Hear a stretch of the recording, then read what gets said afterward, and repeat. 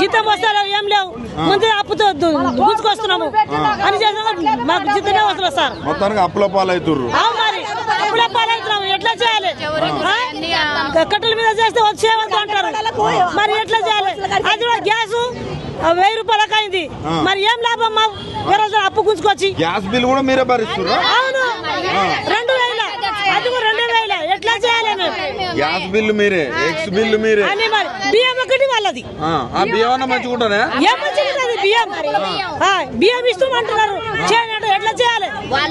60-50 రూపాయల కిలో టమాటాలు, కూరగాయలు ఎట్లా ఉన్నది? అంటే ఇప్పుడు ఆ బియ్యం ఆ ఎమ్మెల్యే కొడుకులు కావచ్చు, ఆ మంత్రుల కొడుకులు కావచ్చు తింటారా అవి? ఎట్లా వాళ్ళు తింటారు? వాళ్ళు మంచి తింటారు.